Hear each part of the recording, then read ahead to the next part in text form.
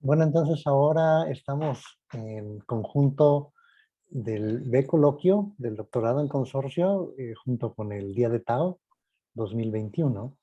Y nos es muy grato presentar a Alberto Mercado, quien nos va a hablar de ondas, armonías y ecuaciones. Vale. ¿Ahí me escuchan? Sí, como siempre empezamos estas charlas con la clásica pregunta, ¿me escuchan?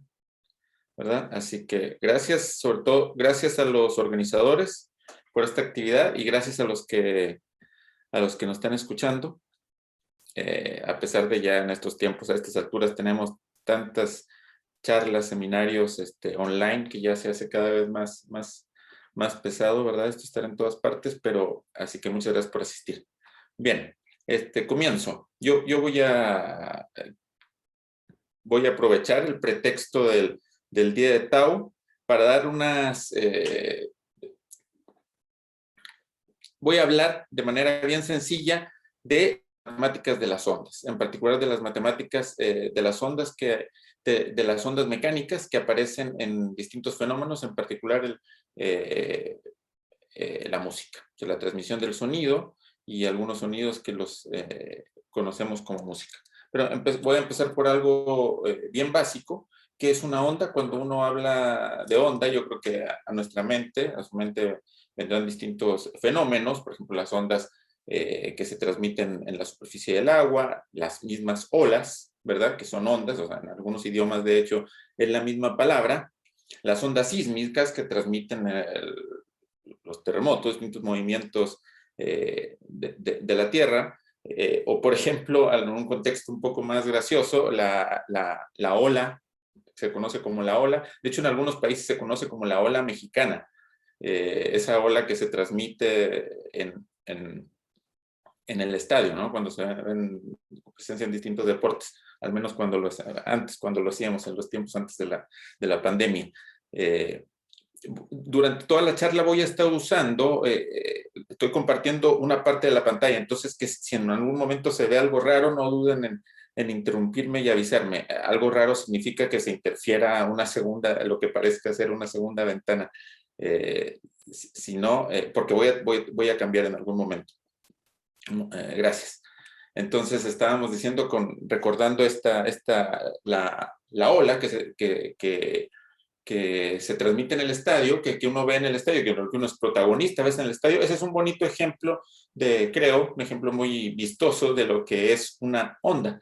Una onda es algo que transmite el movimiento sin necesariamente transmitir la materia, porque las partículas, cuando uno mismo hace esa ola del estadio, simplemente se para y se siente en un momento preciso, no se está desplazando, ¿cierto? Más allá de moverse, pararse y ponerse de pie y volverse a sentar.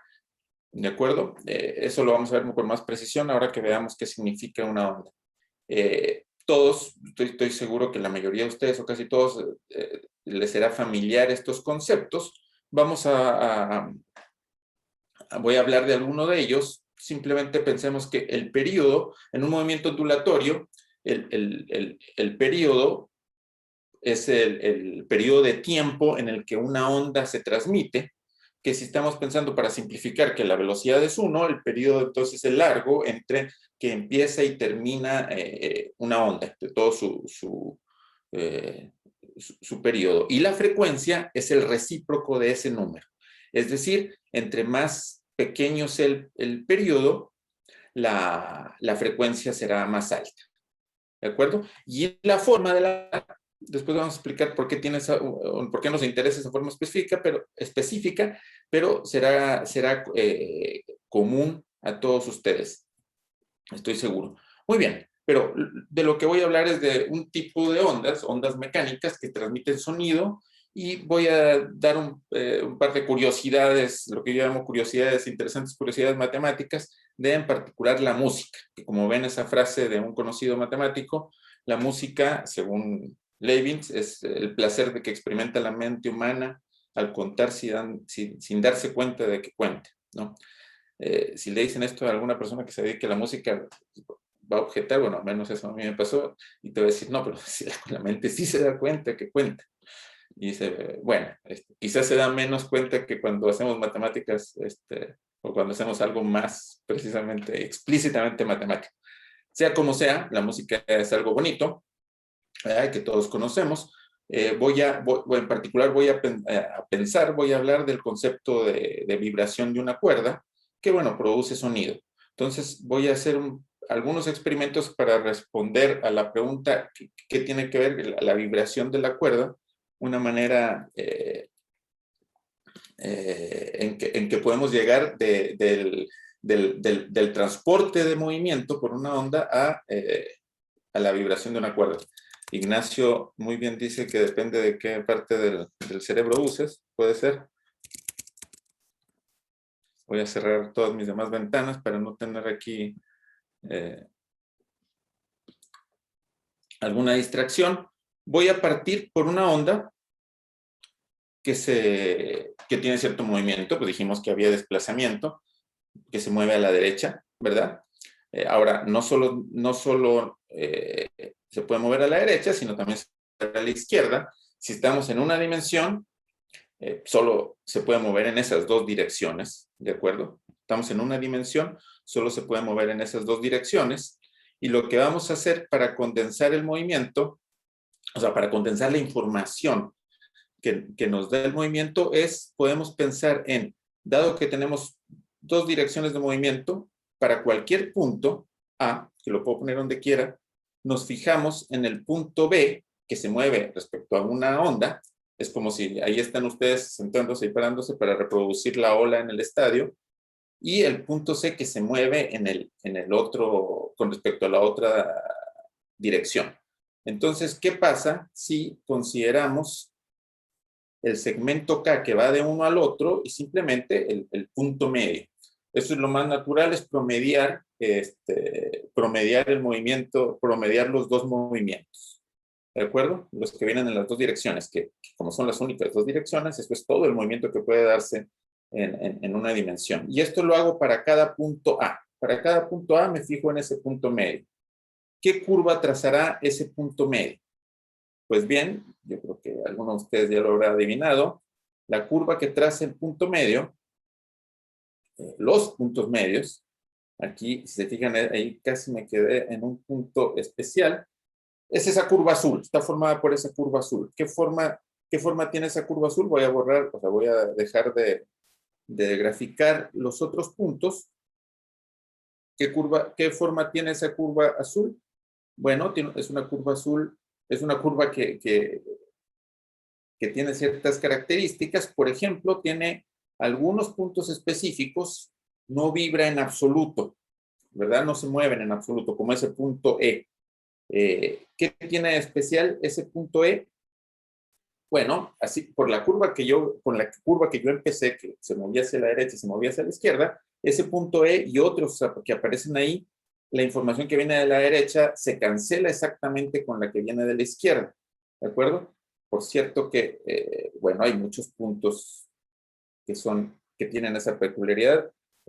Aquí yo empecé con una frecuencia dada, modificándola, obtengo distintos puntos, pero por cierto que ahí hay un punto, este es el punto que nos convoca el día de hoy, ¿verdad? 6, algo, que siempre va a tener esta peculiaridad. Bueno, esos puntos vamos a llamarlos nodos, y si yo me fijo en el intervalo que va de un nodo al otro, obtengo un modelo de una cuerda vibrante que tiene los extremos fijos, ¿de acuerdo? Y eso es, bueno, eso es lo que me interesa. Ahora, pude haber empezado simplemente graficando la curva y diciéndoles vibra así. Lo interesante para mí es que se obtuvo como por medio de dos ondas que venían en dirección contraria. Al final, si tengo tiempo, regresaré a esto, pues esta es una manera de resolver la ecuación de ondas. Ok. Ahora, bueno, esto lo hice, por cierto, con GeoGebra, graficando estas sencillas funciones directamente, y lo que obtuve, bueno, fue un resumen en un esquema, las ondas estacionarias. Mediante estas ondas estacionarias podemos resumir la información que responda a la siguiente pregunta: ¿de qué manera vibra una cuerda. ¿De qué manera vibra una cuerda? Que tiene los extremos sostenidos, que tiene los extremos fijos. La respuesta en breve, después de ver este dibujo, es depende cuántos nodos tenga, cuántos nodos son los puntos que ahora están como puntos rojos, y eso es todo. Entonces, la manera en que oscilaría, por ejemplo, es la más sencilla, que tendría el periodo más largo, es en el que tenga ningún nodo entre los dos extremos, que los mismos extremos sean los únicos nodos, o que tenga uno, o que tenga dos, y así sucesivamente. Al decir así sucesivamente, al pasar de un paso a otro, es fácil darse cuenta que el periodo es cada vez más pequeño y por lo tanto la frecuencia es cada vez más grande. De hecho, les sugiero, bueno, es simplemente aquí estoy escribiendo los números que quedan del periodo y la frecuencia, pero les pido atención en que piensen no simplemente en el número de crestas y valles que da la ola, o en el número de frecuencias y sobre todo cómo cambia de renglón a otro. Fíjense, aquí simplemente hay que darse cuenta que estamos empezando la frecuencia, la primera frecuencia que puede generar una cuerda de largo L es aquella que tiene por periodo 2L. ¿Por qué 2L? Porque si tengo un solo nodo, falta el otro nodo por el que regrese, primero sube y luego baja, ¿de acuerdo? Para fijar ideas, si todos ustedes están estamos familiarizados con el número que nos convoca hoy, que pi y tau, bueno, si L fuera pi, esta primera frecuencia es como la corrección, ¿no? Y nos da todo el periodo completo que llega hasta 2pi o tau.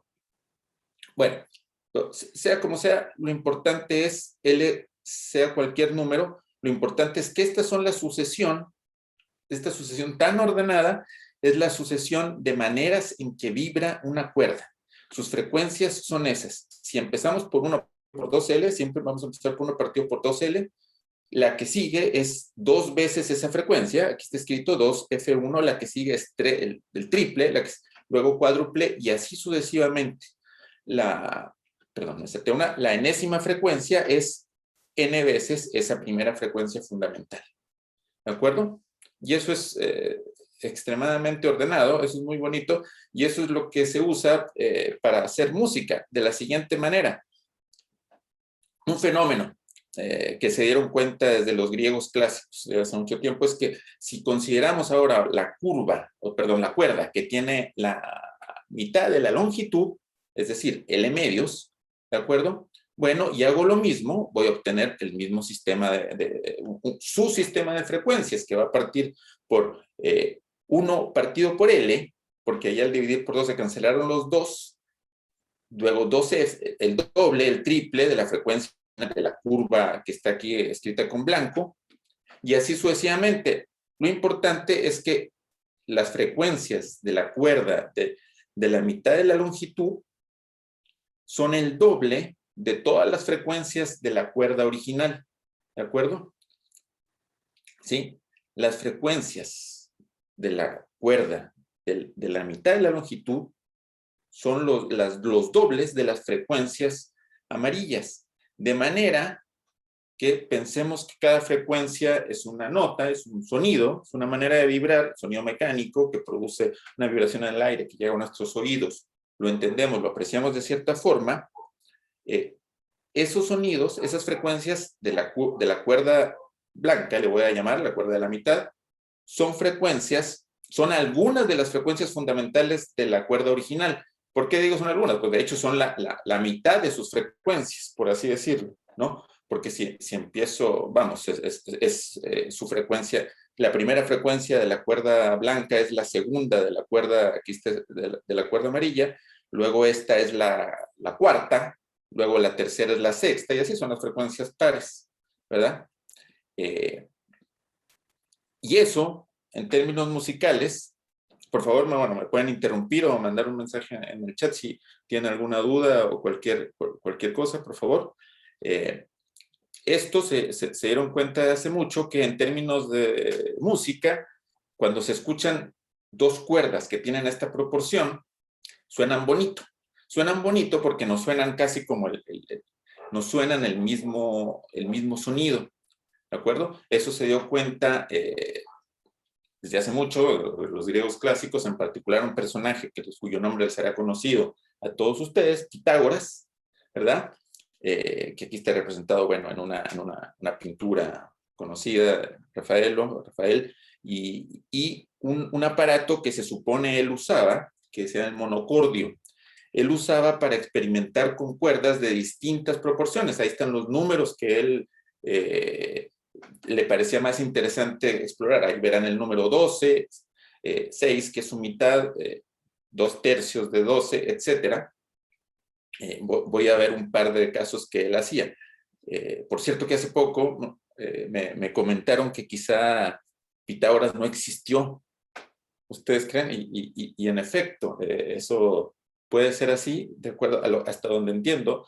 No hay referencias tan claras a la persona directamente de Pitágoras, porque se empezó a escribir su historia varios años, varios siglos después de su periodo de tiempo. Se escribió la historia de los pitagóricos, que fue un grupo que al parecer sin duda existió y que dejó bastantes escritos, pero que no en su momento, sino después de los pitagóricos. Así que al parecer los primeros escritos sobre Pitágoras hablaban de un superhombre que era un gran sabio y dominaba la aritmética, la geometría, la música, en fin, así que probablemente haya bastante exageración ahí y al parecer no hay certeza histórica, pero bueno, en la costumbre, así como Pi, y además Pi, su nombre empieza con Pi, ¿no? Que será coincidencia, y el segundo es Ta, o sea, quizá casi que es Pitágoras, ¿no? O sea, bueno, con respeto para Pitágoras, haya o no existido, pero el día de hoy no me permitió escribirlo simplemente, me permití escribirlo como Pitágoras. En fin, el punto es que desde la Grecia clásica hay lo que luego se conoció como el sistema pitagórico, bueno, mucho más complejo que esto. Yo estoy dando algunas ideas matemáticas, espero que nos quedemos con algunas ideas que yo he entendido. Es que si hacemos esto de las cuerdas, una cuerda, la hacemos vibrar junto a una cuerda de la mitad de su tamaño, suenan muy bonitos juntos. Tan bonitos que, bueno, las personas que están más acostumbradas o tocan música, entre ustedes seguro hay varios de ustedes tocan con mayor o menor destreza algún instrumento musical, o varios, me corregirán o no, pero yo entiendo que cuando se escuchan dos sonidos con el doble de frecuencia, prácticamente uno considera que es el mismo sonido, entre comillas, pero a distinta altura. O sea, poniéndome un poco, de hecho ahora voy a referirme a algunas notas musicales brevemente.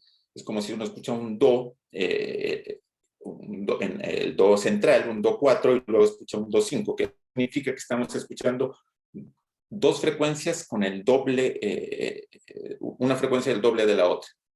O la mitad, porque si hacemos lo mismo y dividimos por la mitad la frecuencia, vamos a obtener algo más bajos, es decir, más grave o más agudos, pero son sonidos que compaginan muy bonito y que, repito, prácticamente nos hacen pensar que es el mismo sonido.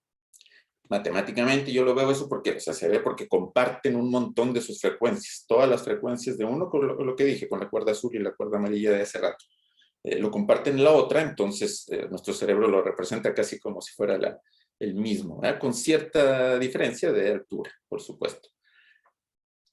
Al parecer, Pitágoras o sus discípulos, las personas que trabajaban con él, dijeron, ok, pero para dar más riqueza sonora tenemos que estudiar otras proporciones, no solo el doble o la mitad. Entonces, para mí, yo entiendo lo que voy a explicar a continuación como decir, la siguiente proporción, o sea, la siguiente frecuencia es multiplicar por 3. Si multiplico por 3, voy a considerar esa otra frecuencia. Si divido por 2, no hago nada, por lo que expliqué antes. Así que voy a multiplicar por 3 medios. La explicación completa es más compleja, pero lo cierto es que Pitágoras estudió la proporción 3 medios entre las cuerdas, ¿ya? Entonces, lo podemos pensar matemáticamente como que tomamos una frecuencia, multiplicamos por 3 medios, volvemos a multiplicar por 3 medios y así sucesivamente. Cada vez vamos a tener una frecuencia que nos da una cierta consonancia, es como, esto en música es la quinta, nos da una cierta consonancia, pero no tan parecida, no es el mismo sonido, ¿no? Un poquito más de riqueza que multiplicar por 2. Y está perfecto. La pregunta es cuándo nos detenemos, o sea, cuándo llegamos a decir, bueno, ya este es nuestro sistema completo, está ordenado de música. Bueno, una respuesta es, nos detenemos cuando llegamos al mismo sonido. ¿Cómo el mismo sonido? Si vamos a tener cada vez otra frecuencia distinta después de haber multiplicado. Bueno, el mismo sonido ya dijimos que era algún múltiplo de 2 o de una potencia de 2, por lo tanto. Entonces, cuando 3 medios a la n sea alguna potencia, cuando la potencia de 3 medios sea alguna potencia de 2. Bueno, creo que todos ustedes podrán responder cuándo llegaríamos a esto. Nunca, ¿verdad? ¿Por qué nunca? Pues bueno, porque 3 y 2 son primos relativos. Y hasta ahí muy bien, pero sucede una de esas magias del universo,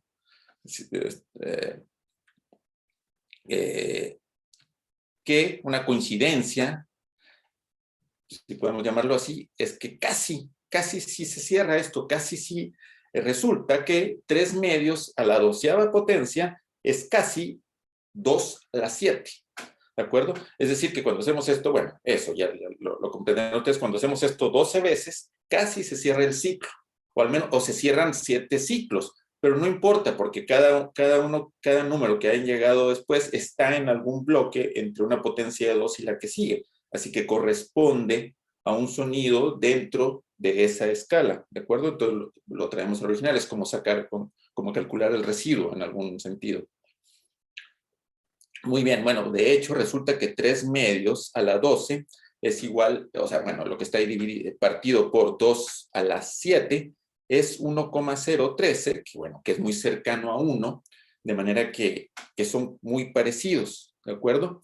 Eso se entiende, o yo lo entiendo, yo lo he leído como que 12 quintas, que es el proceso de multiplicar por 2 tercios, son casi 7 octavas. Una octava, que está por ahí escrito, quizá no lo dije, una octava es el hecho de duplicar la frecuencia, que cuando alguien dice está un sonido está una octava más alto, es porque es un do, pero en una escala más alta. Ok, bueno, y con esto se completa un ciclo y se completa lo que se conoce, bueno, hasta casi se completa. Casi se completa un círculo perfecto. Si llegara a ser una potencia de 2, se cerró y ya tenemos un sistema de 12 sonidos de octava a octava. Por este casi, pues no se cierra, ¿verdad? El intervalo que sobra, o algo semejante a ese intervalo, se conoce como la coma pitagórica, e históricamente hubo varias maneras de resolverlo.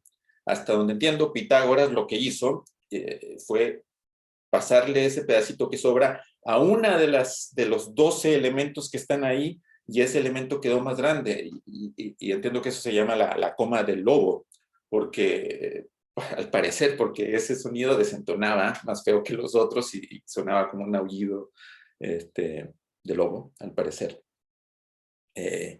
Bueno, esto está representado por el primer dibujo es simple, estos son esquemas simplemente, círculo de quinta, si se fijan, esto es una estrella de 12 puntas, aquí está un espacio, si ven mi cursor, pero bueno, si no, a la derecha se ve claramente un espacio entre que no se cierra una de las puntas, y el dibujo de la derecha, el segundo esquema, está donde ya se cierra, que representa la solución occidental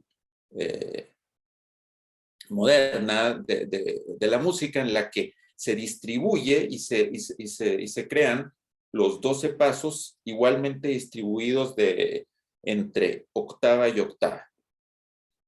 ¿De acuerdo? Y eso es lo que se conoce como un sistema bien temperado, en particular la escala cromática. Por ejemplo, el que se usa en el piano.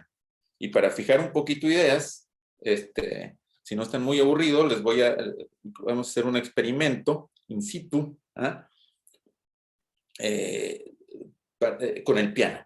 Para eso, bueno, fíjense, el cálculo que hicimos, que fue una coincidencia numérica, 2/3 a la 12, era casi como 2 a la 7, trae a colación el hecho de que en el piano, que tiene su estructura de teclas entre blancas y negras, está formada por segmentos de 12 teclas que se repite. ¿Qué es eso de segmento de 12 teclas? Bueno, si cuentan, esto se repite en la estructura, ¿no? Dos teclas negras con algunas blancas, tres negras con algunas blancas, y luego se vuelve a repetir. Ese conjunto es de 12 teclas. Estoy seguro que entre ustedes hay personas que conocen de esto mejor que yo, del piano. Yo soy estudiante bastante básico, pero les propongo hacer algún experimento con lo siguiente. Sucede que en el piano, bueno, se toman unas notas de referencia, por ejemplo, el do central, o do 4 según alguna nomenclatura, y lo que les decía, una octava más arriba está otro do, que es el doble de la frecuencia.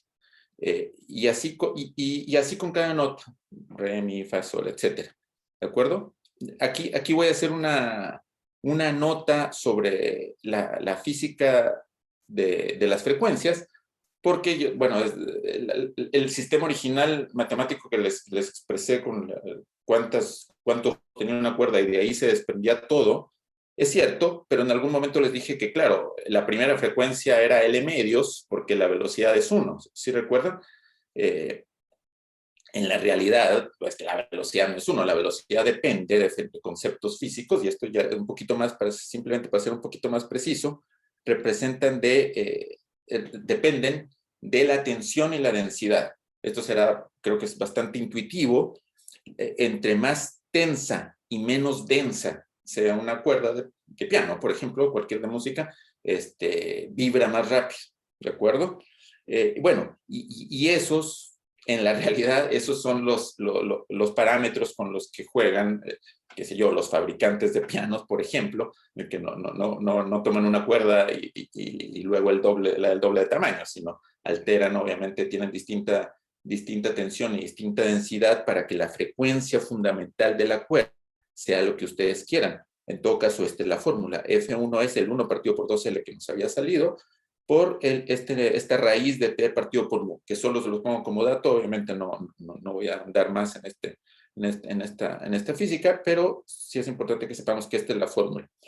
Sobre todo porque, bueno, porque nos convencemos que alterando ese T y ese mu podemos llegar al número que queramos, digamos, bueno, y en particular, se llega a un número de referencia que es bien conocido entre la gente que sabe de música, que es 440 Hertz. Hertz es una unidad, ciclos por segundo, una frecuencia, digamos. Yo creo que a varios de ustedes les será conocido este número. Simplemente les digo que históricamente, desde hace varios años, no muchos, hace décadas, se estableció en algún organismo internacional de músicos o algo así, que 440 Hz es la frecuencia que corresponde a un La, es la frecuencia con la que van a, qué sé yo, afinar distintos instrumentos.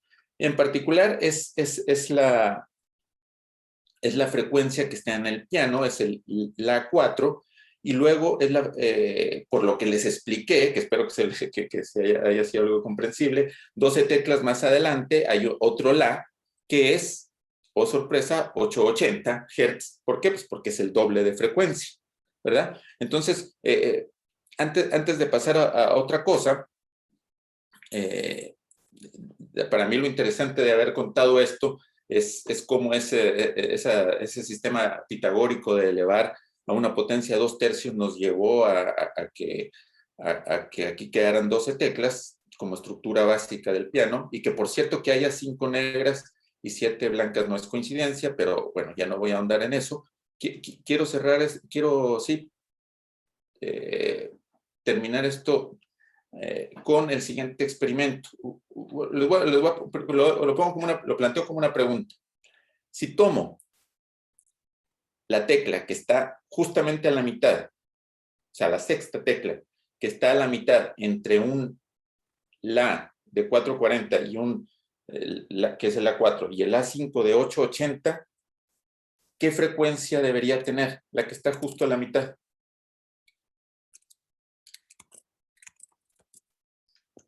para eso podemos hacerlo como un experimento. Yo no estaba preparado, pero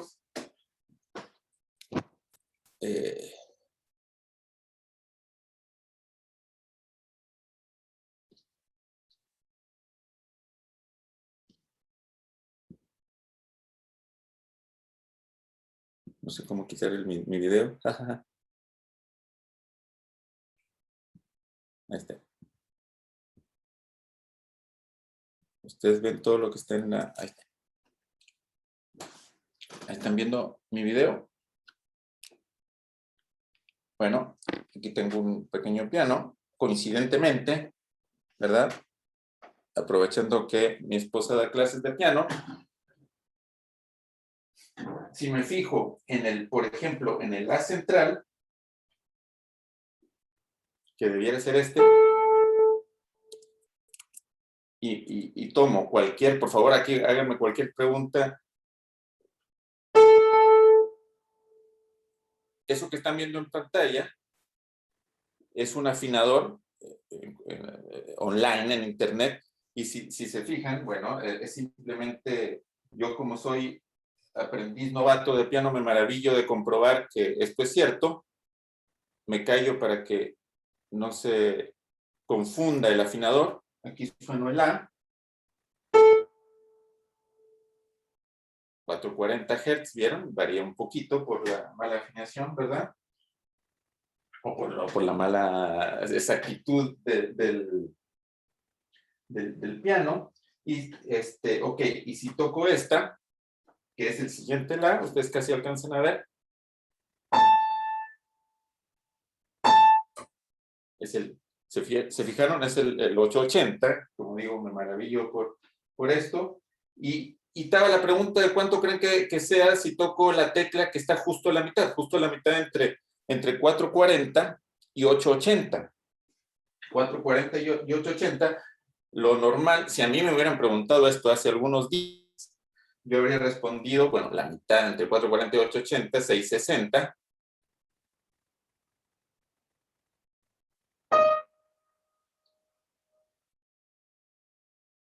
¿Y cuánto debe salir, Ignacio? Ignacio está respondiendo. Estoy tocando la tecla que está a la mitad, que debe ser un re sostenido, si no me equivoco.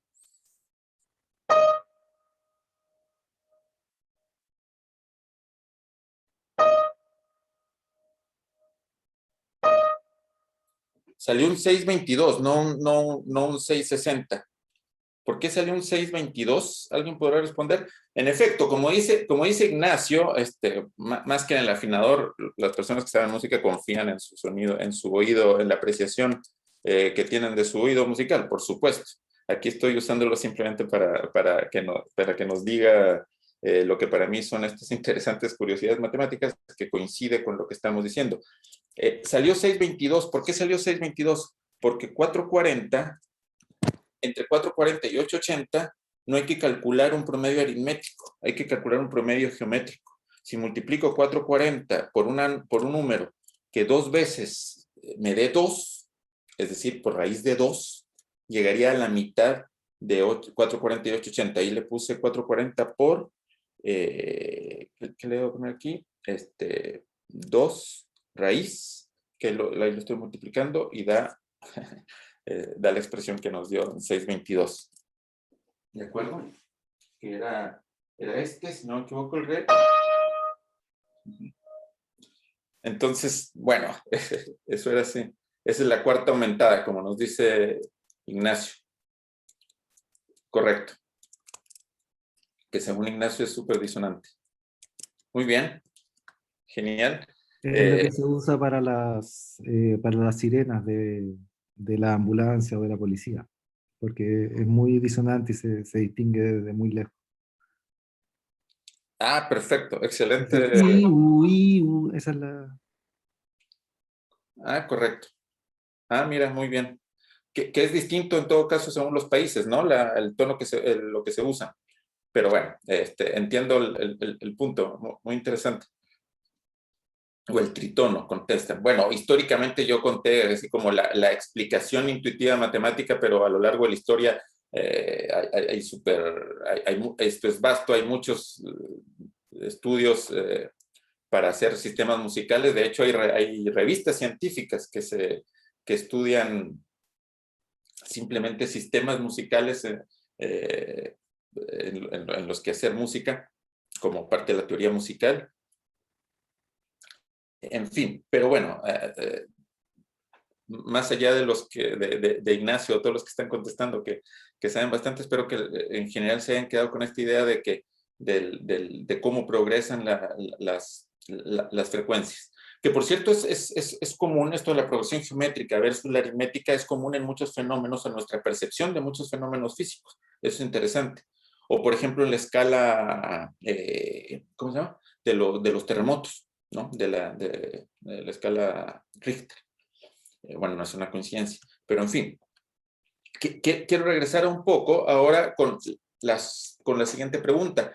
Las ondas con las que expliqué las distintas formas que tiene una frecuencia, yo partí en el experimento que hice en GeoGebra directamente con unas ondas que ustedes saben qué tipo de funciones son funciones sinusoidales. De hecho, estrictamente, o sea, en el experimento en GeoGebra utilicé seno de 12x o 3x, no me acuerdo.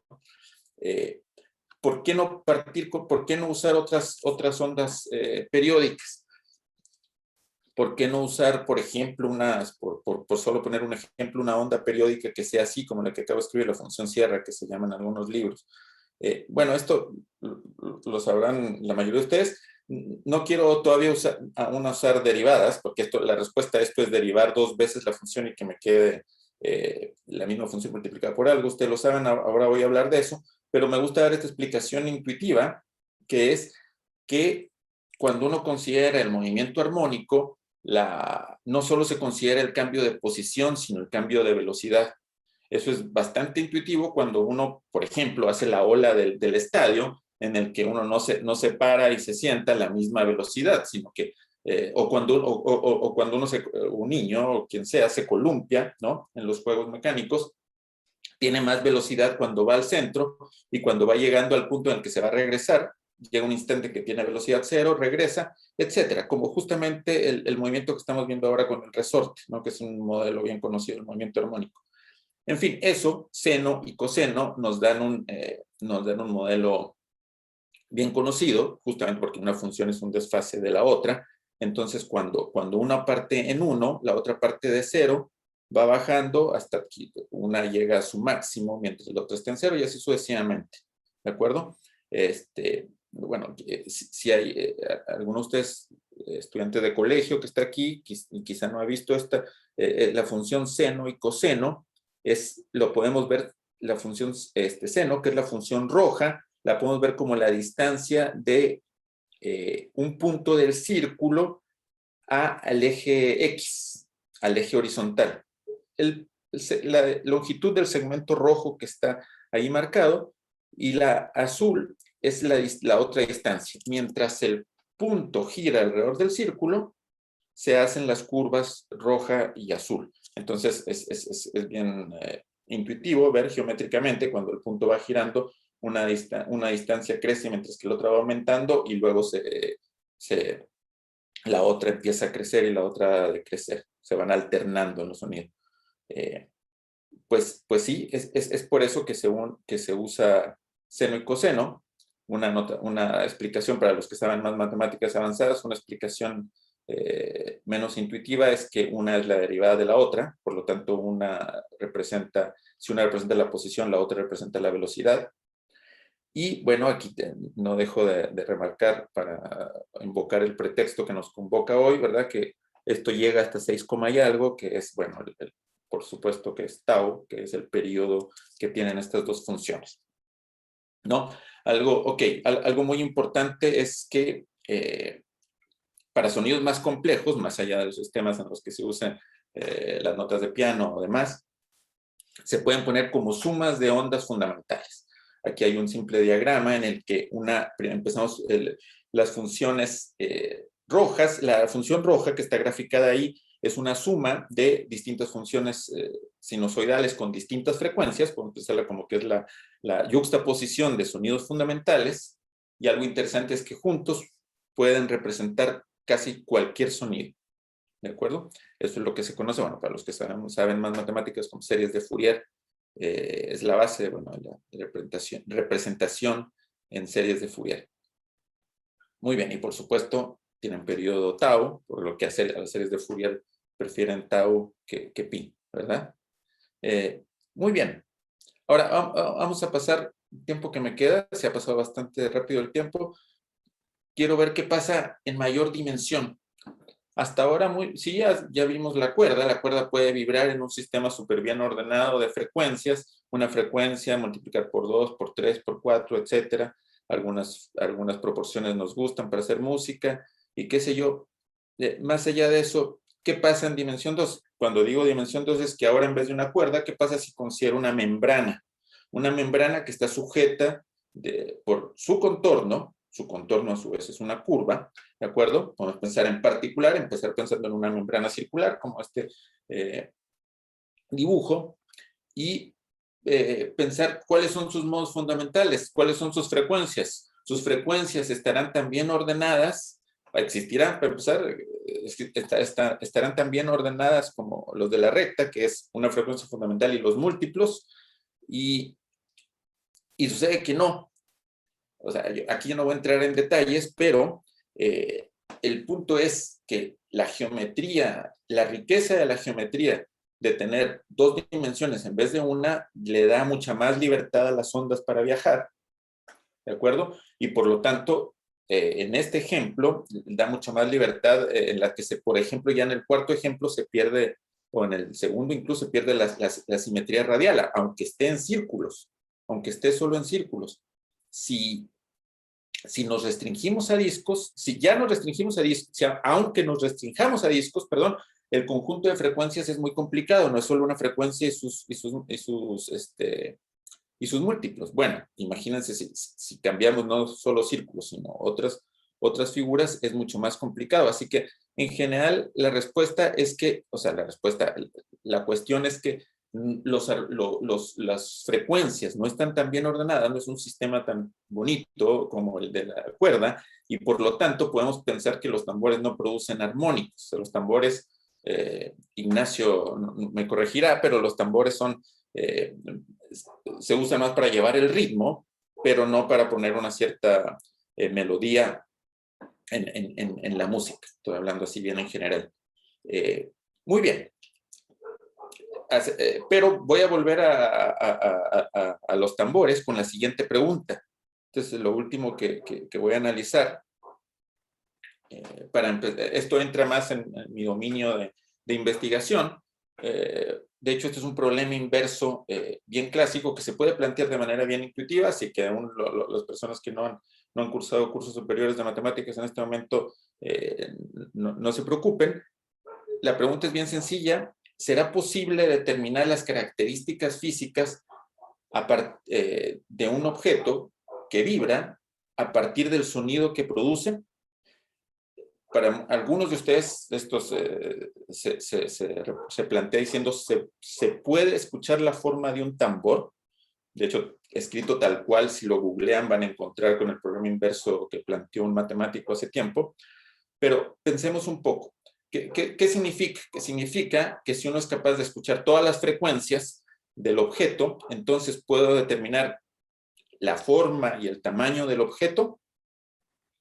Si lo planteo en el problema unidimensional, es claro que la respuesta es sí, al menos teóricamente, porque basta con la primera frecuencia. Si escucho una frecuencia, que es 1 partido por 2L, entonces puedo calcular L, ¿verdad? Es simplemente 1 partido por 2 esa frecuencia.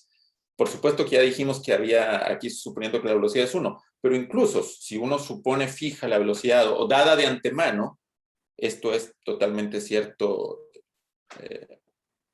con una sola frecuencia, ¿verdad? Vamos, y esto musicalmente corresponde a que las personas entrenadas en música escuchan algo y saben qué nota es, y si uno tuviera el grosor y la densidad y tensión de la cuerda, técnicamente podría determinar su longitud. Muy bien, y eso está perfecto. ¿Qué pasa en dimensión 2? ¿Se puede escuchar la forma de un tambor? Puedo, a partir de las frecuencias, supongan que tengo las frecuencias de un objeto, puedo determinar de qué forma es.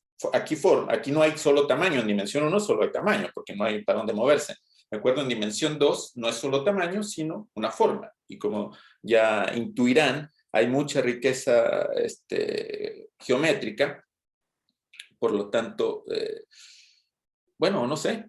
Iba a decir, por lo tanto, se atreverán a pensar cuál es la respuesta. Los que no conocen este problema, ¿cuál creen que sea la respuesta? En lo que reflexionan, voy a comentar, ya no voy a entrar en detalles, pero me gusta explicar esto de la siguiente forma. ¿Qué significa eso de las frecuencias matemáticamente? ¿Cómo uno determina, aunque sea teóricamente, las frecuencias de un objeto geométrico? Porque ya no es directo hacer este análisis de dibujar las ondas como lo hice con la cuerda, que solo tiene dimensión 1 y que su periodo simplemente es cuántas ondas caben, ¿verdad? O sea, de cuántas crestas y valles tiene la onda que yo esté considerando. Pues bueno, así como los astrónomos tienen aparatos, telescopios para ver los objetos que estudian, o microscopios, otros científicos, en matemáticas hay un aparato matemático, un artefacto que se llama el laplaciano, que tiene forma de prisma, curiosamente, ¿no? Y que es como un prisma. Es como un prisma porque todos los que han tomado cursos superiores de matemáticas saben cuál es la fórmula de Laplaciano, pero por este momento no me interesa, solo me interesa que me crean que cuando se aplica ese Laplaciano, cuando uno lo hace actuar en un dominio, le hace una zona de 2 dimensiones, ese artefacto nos entrega una lista de números que se llama el espectro. Entre paréntesis, los que saben matemáticas, esto es el espectro de Laplaciano con condiciones Dirichlet homogéneas, ¿verdad? Pero a fin de cuentas es una lista de números, tales que determinan exactamente la frecuencia. Por cierto que la frecuencia es raíz de esa magnitud partido por tau, nuestro tau, ¿verdad? Por 2pi, pues. Para que a los que saben matemáticas, o sea, a los que han tomado cursos más avanzados, para que les haga sentido esto, bueno, la función que se usa en una dimensión es seno de npi partido por lx, ahí se calcula su Laplaciano y ahí está la cuenta, y lo pueden ver, no me interesa entrar en los detalles por ahora, pero esa es la fórmula. Entonces, hay un microscopio matemático que a un dominio me entrega las frecuencias. Eso está perfecto. Lo que ahora nos estamos preguntando por la pregunta inversa, esa lista de números, suponiendo que la podemos acceder a ella, ¿nos determinarán el objeto? Si ya dijimos que para una cuerda sí, para 2 dimensiones, si el objeto es circular, sí. Sí, por cierto que sí, la respuesta es sí, porque solo basta determinar una magnitud. Si ya de antemano sabemos que es circular, entonces solo basta determinar el radio. Y si no tiene restricciones en la forma,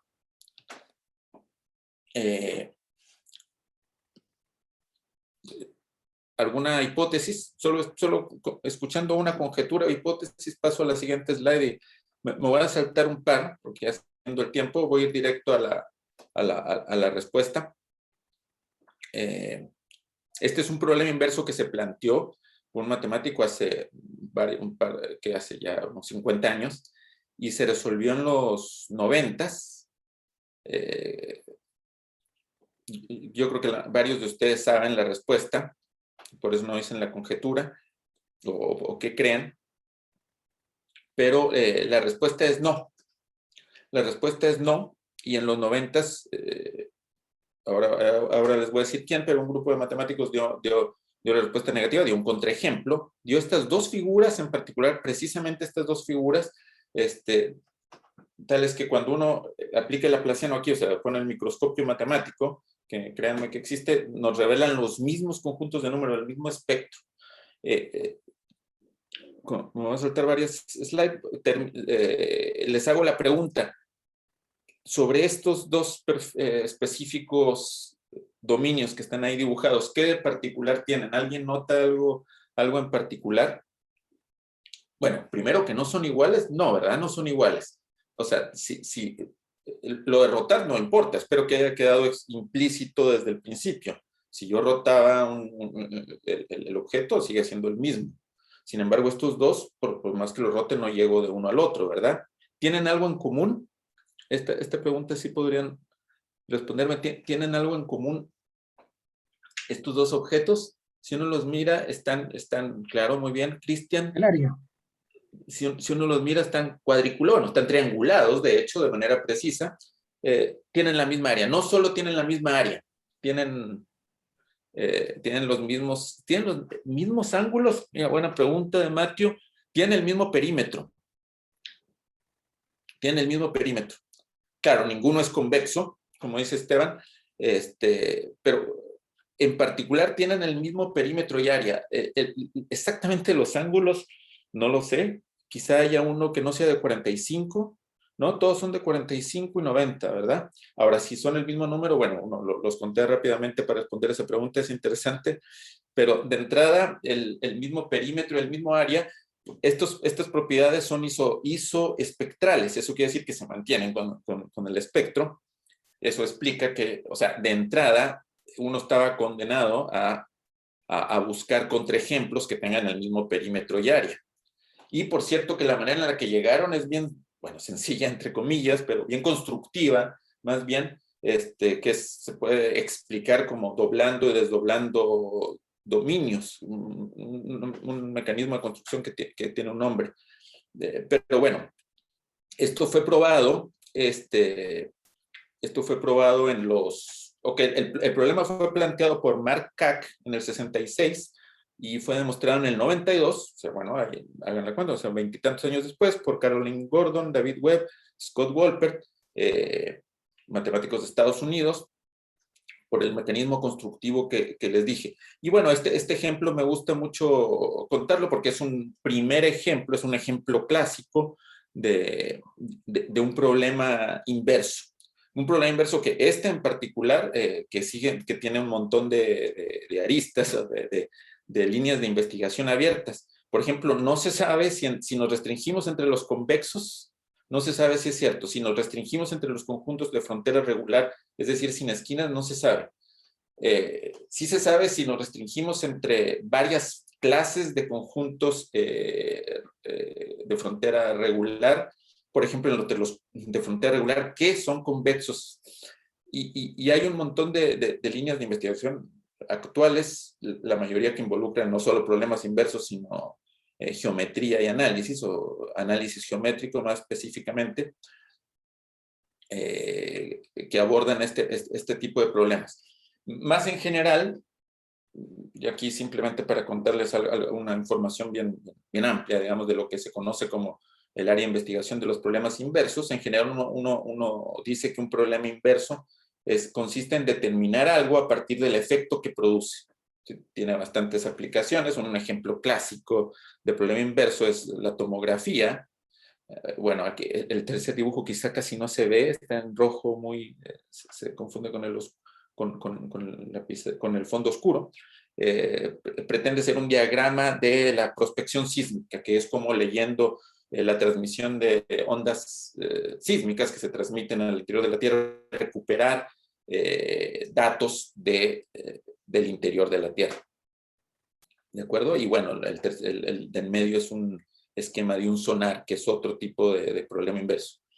¿De acuerdo? Sí. Entonces, esto es, por ejemplo, en lo que yo trabajo, el tipo en problemas inversos, ya solo para, de manera más específica, el tipo de problemas que en mi área estudiamos, con esto ya voy a terminar, es determinar más específicamente parte de una ecuación, de hecho de una EDP, que es una ecuación diferencial parcial.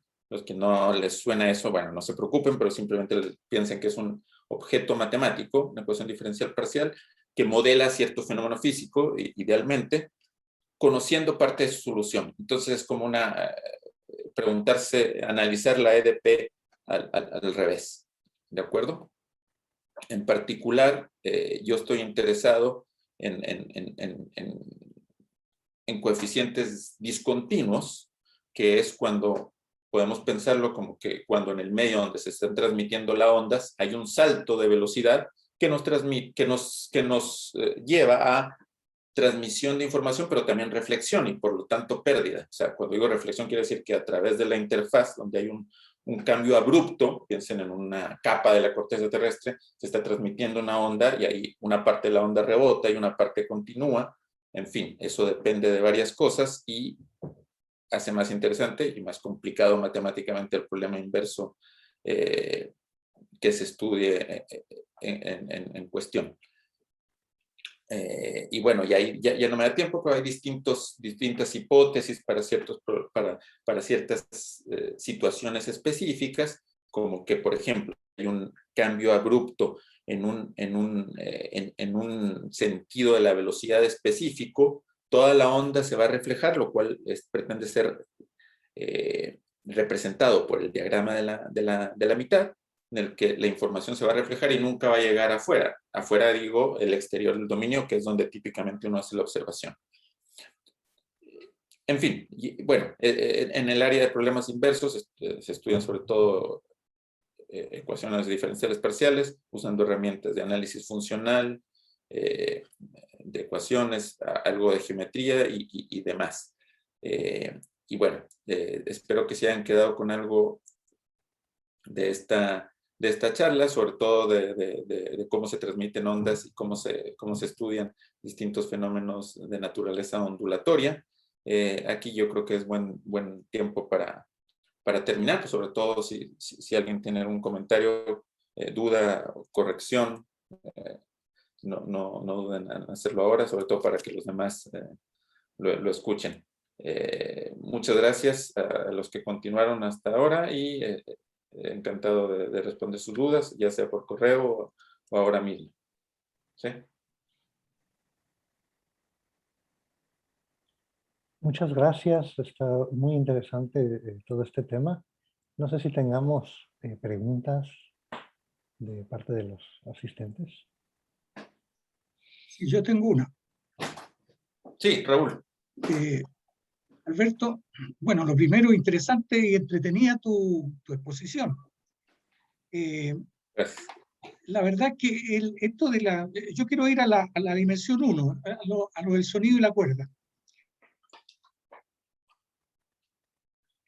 Esto siempre ha sido como una suerte de misterio. De hecho, esta forma de dividir las notas musicales, como tú muy bien lo explicaste, es una cosa bastante arbitraria.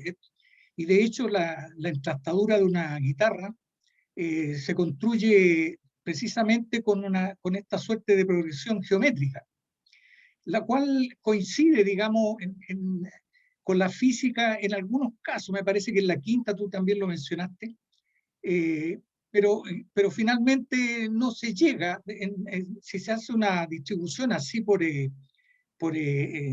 progresión geométrica, no se llega, digamos, al final, a la octava, a coincidir. Entonces ahí pareciera que hay un problema abierto, ¿no? Un problema que matemáticamente a lo mejor tiene solución, pero no es por el lado de las octavas. También puede ser por el lado de la física. ¿Y por qué tendrían que ser 12 sonidos? De hecho, la música oriental tiene una cantidad diferente de notas, ¿no? Entonces, también es un punto, ¿cuál es la cantidad de notas que deberían existir y que haya una concordancia con la física y con la matemática, de modo que no tenga que hacerse ninguna aproximación, de que todo calce bien? Y más aún, digamos, y ahí ya entramos en una cosa media filosófica, que, digamos, la naturaleza humana las acepte como notas y disfrute de la música con este nuevo sistema de notas. Yo no sé si acaso tú tienes alguna aproximación distinta que no sea esta del temperamento igual, digamos, proveniente de Pitágoras. Sí, gracias Raúl por la pregunta, pero no tengo una idea más allá de haber entendido que el sistema actual consiste en definir esas 12 notas perfectas, exactas, entre la repartición igual entre octava y octava. Y por supuesto entiendo que hay muchos otros sistemas históricamente, o sea, de la música pentatónica, oriental, Claro, Cristian comenta que ese buen temperamento viene de Bach. Ah, exactamente, el clavecín bien temperado, ¿no? Es lo que menciona. De Cristian. Ah, muchas gracias. Bueno, no sé si Ignacio o Cristian quieran comentar otra cosa, pero yo me atrevería, por lo que sé, yo me atrevería a decir que no existe algo así como lo que debe ser, ¿no? O sea, yo creo que histórica, la música es algo más que solo la definición de los sonidos y cómo suenan, es algo sociocultural que se ha definido, las distintas sociedades lo han definido de alguna forma u otra y a eso nos así y todo, para mí es súper interesante eso de que la 2 a la 3 casi pega con a la 13, 2/3 a la 13 casi pega con 2 a la 7. Y bueno, ahora comentan, Ana Huitrón comenta que Julián Carrillo trató de buscar otro sistema. Ok, y eso condujo a la música microtonal. Ok. También entiendo que hay algo como música continua, ¿no? Que en todos los espectros pueden sonar algo, pero bueno, no, ignoro más allá de esto, cómo se darán cuenta.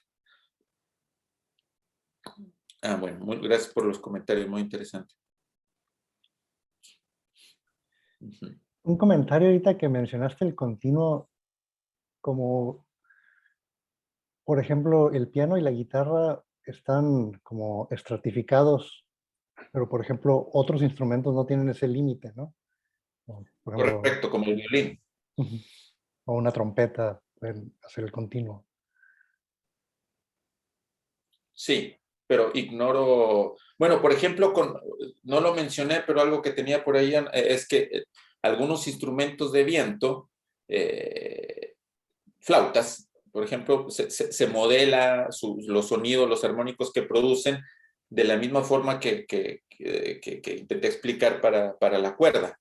Y de hecho, depende del tipo de flauta, pero entiendo que producen un subconjunto de los armónicos, o sea, qué sé yo, los armónicos con índice par o así, de la cuerda, que es, matemáticamente es interesante, ¿no?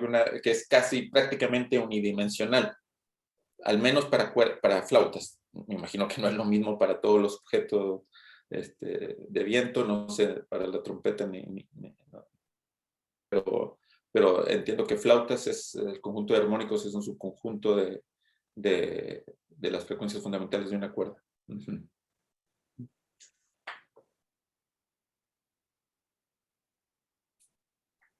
Ok. Ana dice que entre más nos alejamos de lo tonal y lo temperado, menos nos gusta. ¿Nos gusta? A los seres humanos, te refieres, ¿no? Me imagino. A las masas. Menos pop se pone. Bueno, gracias.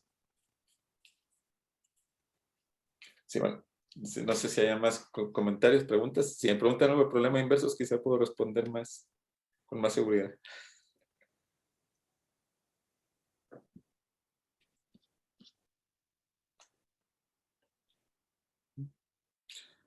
Y bueno, por el periodo que hace de distintas funciones sinusoidales, obviamente preferimos tau, ¿no?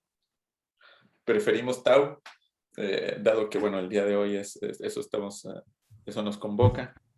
Aunque, igual que la música, la elección de pi o tau es algo más humano que matemático, ¿no? Así que si ya estamos acostumbrados a pi, y si Héctor se aprendió 100 dígitos de pi, yo creo que seguiremos usando pi. Si era Héctor, ¿no? Que se había aprendido. Algunos Sí, dígitos de pi. sí, le tocó concursar en algún momento cuando teníamos el concurso presencial, pero ahora en modalidad online no se realizó ese concurso porque es muy fácil tener los dígitos de pi a la mano para decirlos. Claro, Cristian, perdón, no había visto una pregunta. Cristian pregunta, cuando se analiza la luz proveniente de un planeta y sacan la composición del planeta, ¿eso es un problema inverso? Sí, o sea, en la definición de problema inverso caben, por supuesto, muchas cosas que se analizan con distintas técnicas científicas. Algunas están con más matemáticas que otras. Yo en particular estudio los que me interesan, los que tienen que ver con ecuaciones diferenciales parciales, pero el espectro del problema inverso es bien amplio. En particular, claro, muchos sistemas de imágenes, por cierto, de imágenes médicas o también de imágenes astronómicas, son problemas inversos, porque uno ve el efecto que causó, ya sea la reflexión de ciertos rayos o la emisión de ciertos patrones, en el caso del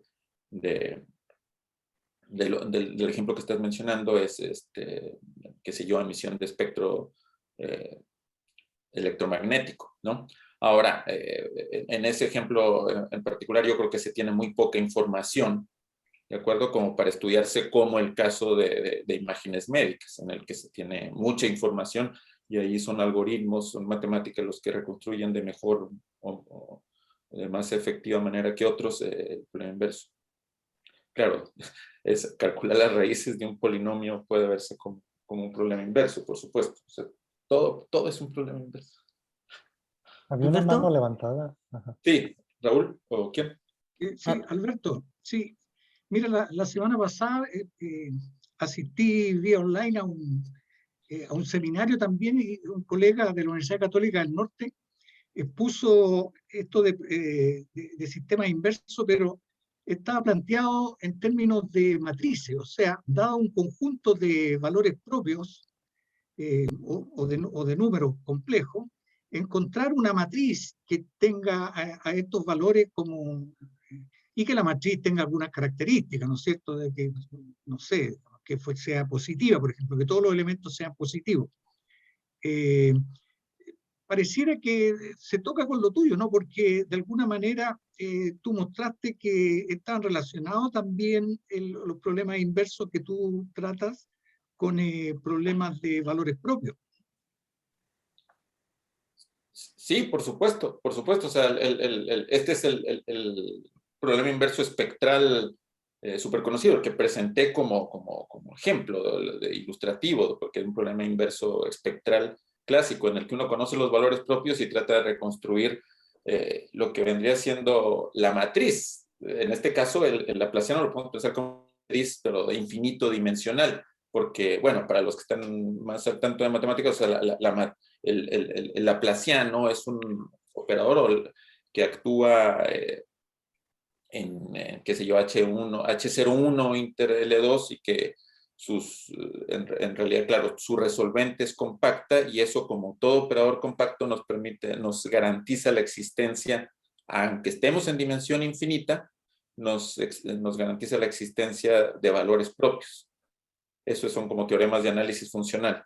En dimensión finita, bueno, están las maneras para diagonalizar. Entonces, en los problemas inversos es al revés. Ahora, si tengo los valores propios, calcular de qué operador se trata, de qué laplaciano, y en particular, cuando digo de qué laplaciano, ahí está incluido en qué dominio está actuando. Sí, pero digamos, en resumen, entiendo que lo que cuentas es claro, un problema inverso en dimensión finita, análogo, espectral, que tendrá sus dificultades en las especificaciones que le piden a los números complejos en particular. Uh-huh.